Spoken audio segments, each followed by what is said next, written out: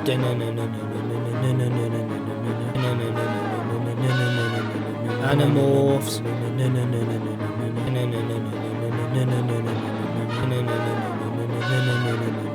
Animorphs.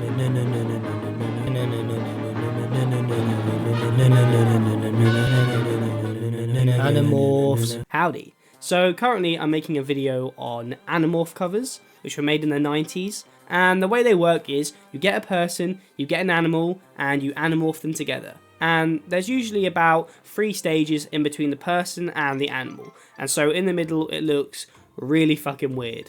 And so naturally, being a little bit curious, I thought, you know what, I want to be able to animorph. I want to be able to turn myself into some funky things out there. So that got me thinking, how did they actually do this? I mean, these books came out in the 90s, and technology like this would probably be quite impressive back then. So I did a little bit of digging, and it took me to Reddit. And on Reddit, there was a very important question asked by the one and only Farticus, which said, is there a website that lets you create your own Animorph covers, or a tutorial?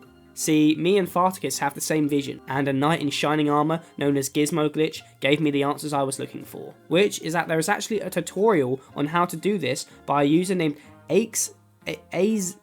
Azizana on DeviantArt, and it came wrapped in a bow with 2 links to these tutorials. And just like you should always do when a stranger posts a link on the internet, I clicked those bad boys. And what do you know, here we have it, how to morph in the flesh. And this tutorial told me that I had to download a software called Squirrel's Morph. Oh god, if this is what gives me a virus. So because Squirrel's Morph is quite an old software, it means that you need to split the body into parts and morph each body part separately. So the head, tail, and then body. And you have to be in a similar sort of position, otherwise it confuses the algorithm and it'll make you look like an unholy abomination. And also both you and the animal have to be cut out on a white background.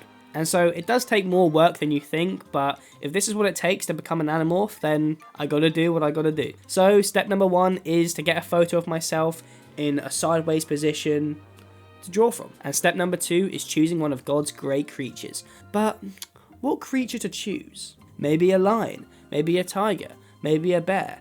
Oh my. And yeah, these creatures are amazing, majestic, powerful, but when you look at them, do you go, what the fuck is that? And so that left me with only one creature to choose, the mighty Blobfish. So I set out on a journey to find the perfect picture of a Blobfish. We're off to a good start. Woo! For some reason this one has a little bow.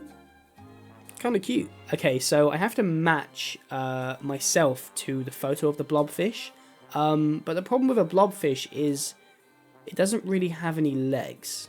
And it's kind of just a head with fins. So I might be able to just do this one in one piece. Okay, it's got to be this one. It's got to be this one. Oh, it's so blobby and shiny. And next it's time to remove the background. But luckily, 4 years of an architecture degree have prepared me for this moment. So I think the best approach is to draw. Like draw around it and then kind of cut it out. To be honest, these look identical, so I'm not sure if the program's going to be able to even morph one into the other because I'm seeing double. But whoa, hold up. See, now that I'm about to Animorph, I'm going to need you to Animorph. I'm going to need you to Animorph into a waterwave subscriber because see, YouTube is dangling this little carrot in front of me like I'm a piggy, speaking of. And I need you to help this little piggy get this carrot.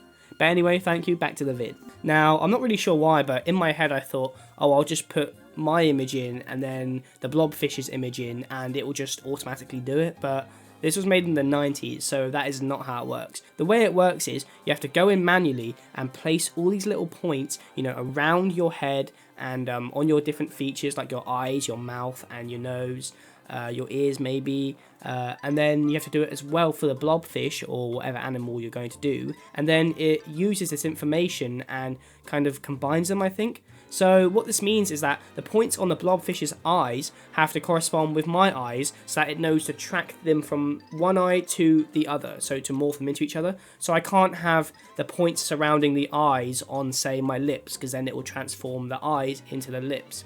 However, I didn't know this, so I just started grabbing bits from the nose, sticking them on my eye, bits from my ear, putting them on his lips, and so it's not going to know where to put anything.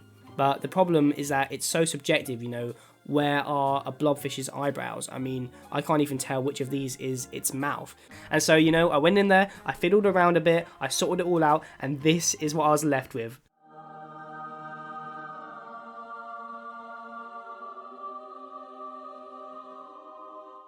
And so, here it is. I better not see you wanking over this tonight. Trust me, I'll be peeking through your window. I'll know. Some say that being a god is the ability to create life, create beauty, and that is definitely what we've done here today, so I'm proud of us. But it's not quite an Animorph cover yet. So the software gives you 20 stages between you and the creature. So I want to take 5, 10 and 15, and this will give me a nice even morphing between me and Beast. So next I've got to take these 5 images and put them into sort of a arc, a little bit of a progression to show that I didn't just all of a sudden become this blob man.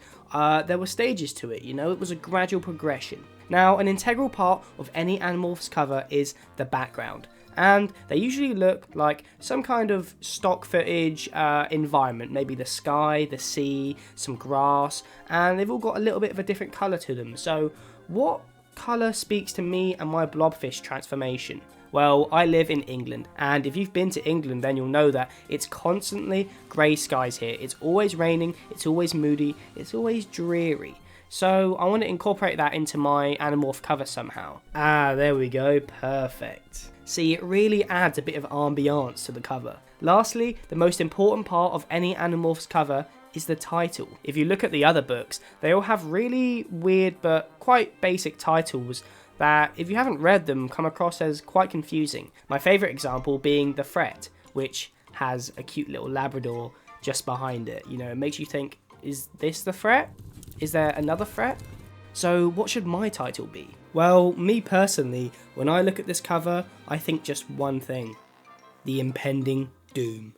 So there we have it. I'm pretty happy with how it turned out. I think I might try and get it published, see if maybe they even want to bring Animorphs back so they can get this published. Now, next up, it isn't really an animal, but I want to morph me with a piece of shit. So I've got to look like a piece of shit. I already look a little bit like shit, but I've got to get the dimensions right. So because pieces of shit aren't animals, they have no eyes and mouths, in case you're unaware. So the best solution to this was to just draw on my own eyes and mouths onto the piece of shit, so that the software is going to know where to put my eyes once the transformation is complete. And here we have it, a lovely morph between me and a big old pile of shit. It's incredible how far that technology has come. Honestly amazing. Howdy. So this video is quite different to what I usually do. I usually do video essays, film essays, animation and stuff. But I really had a good time making it, and my original goal when I started my channel was not to put myself in a box. I didn't want to just be a film review guy. I didn't want to just be animation review. And I still am going to do all those. That's going to be the main content on the channel. But once in a while, I want to do something like this, because they're fun, and that's what YouTube should be. It should be fun. And also, thank you for 300 subscribers. I'm currently working on a very long video essay about Don't Hug Me, I'm Scared, where I go into, every episode, quite a big deep dive. And it should be a lot of fun. So if you want to hang around, if you want to lick my gooch maybe, then subscribe. As always, thank you, I love you, goodbye.